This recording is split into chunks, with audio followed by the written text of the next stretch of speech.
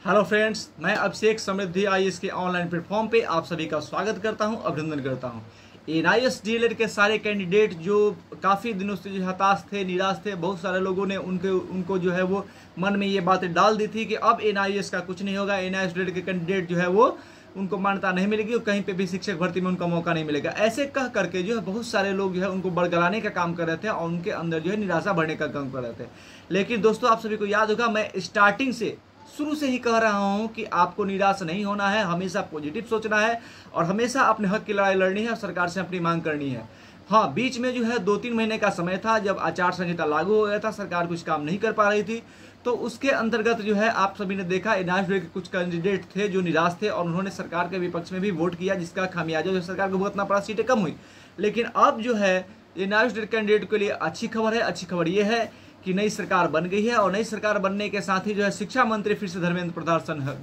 प्रधान sir ही हैं। और अच्छी बात यह है कि धर्मेंद्र प्रधान सर शिक्षा मंत्री बने हैं तो उनको सारी बातों का नॉलेज है कि एनआईएएस कैंडिडेट के साथ क्या गलती हुई है।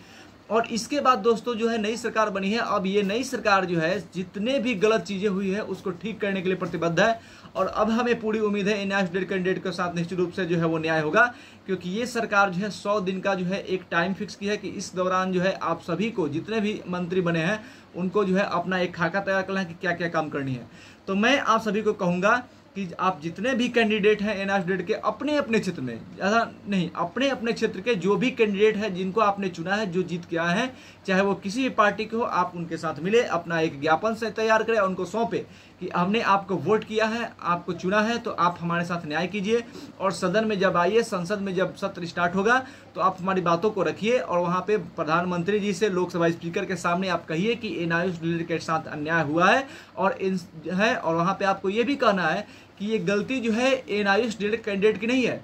एनआईएएस कैंडिडेट को एमएचआरडी के कहने के बाद जो है वो एनआईएएस का कोर्स कराया गया और जब ये कोर्स कंप्लीट हुआ तो उसके बाद से जो है इनको शिक्षक भर्ती से जो बाहर कर दिया गया। आखिर ऐसा क्यों? और जब ये पूछा गया, आरटीआई किया गया, तो आरटीआई करने के बाद जो है पब्लिकेशन कमेटी जो है वो जवाब देती है कि इसमें जो है गलती एनसीटी की है, यानी एनसीटी ने जो है रूल रेगुलेशन उसको फॉलो नहीं किया और साथ ही जो अमाउंट देना होता है गैजेट प्रकाशक पे वो अमाउंट नहीं दिया, इसके वजह से जो है गैजेट में इसको प्रकाशित नहीं किया। तो आप बताइए कि गलती जो है एनसीटी करता है और खामियाजा जो है स्टूडेंट्स भुगतने पड़ते हैं। बहुत सारे ऐसे स्टूडेंट्स हैं जिन्होंने ऐसा कहा है, हमसे पूछा भी है कि सर एज पे क्या होगा अगर मान्यता मिल भी जाती है और एज जो है उनका खत्म हो गया है, किसी का 40 हो गया है। एक उड़ीसा से हमारे कैंडिडेट थे जिन्होंने उनको बताया था, उड़ीसा वाले कैंडिडेट को मैं स्पेशल तौर पे कहना चाहता हूं कि आपने बताया था कि 50 वर्ष एज हो गया है। तो देखिए,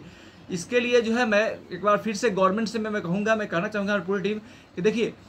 ये जो टाइमिंग हुआ 2-3 साल जो है गैप चला गया, इसको भी सरकार को समझना चाहिए और जो कैंडिडेट का एज लैप्स हो गया है उसको भी जो है इसमें कुछ ना कुछ रिबेट देना होगा, सरकार को देना चाहिए। ये सरकार के जो है देखिए डिपेंड इस सरकार के ऊपर करता है कि सरकार किस तरह से करती है, लेकिन हम लोगों की मांग रहेगी कि एज में भी जो है लोगों को जो है कुछ ना कुछ सुविधाएं दी जाए जो स्टूडेंट्स की, क्योंकि आप सभी को पता है कि एज जैसे जैसे समय बीतता जा रहा है, मान्यता मिल नहीं रही है और एज लैप्स कर रहा है, तो फिर जब एज खत्म हो जाएगा तो स्टूडेंट्स क्या करेंगे, कहाँ जाएंगे? तो सरकार को इस बात को भी सोचना होगा और एज में भी रिलैक्सेशन देना होगा।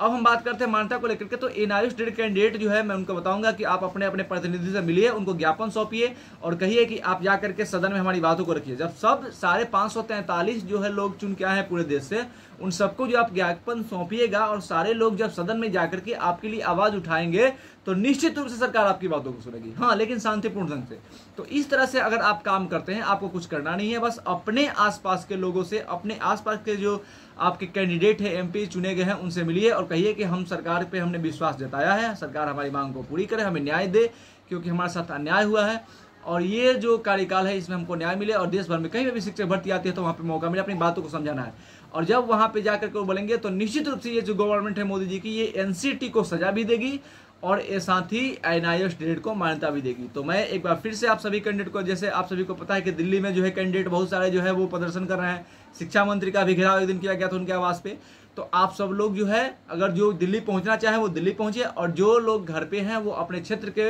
एमपी से मिले और उनको ज्ञापन सौंपे और कहें कि आप सदन में हमारी बात को उठाइए और हमें पूरी उम्मीद है कि आने वाली शिक्षक भर्ती में आपको मौका मिलेगी और सरकार जो है आपको मान्यता देगी। धन्यवाद।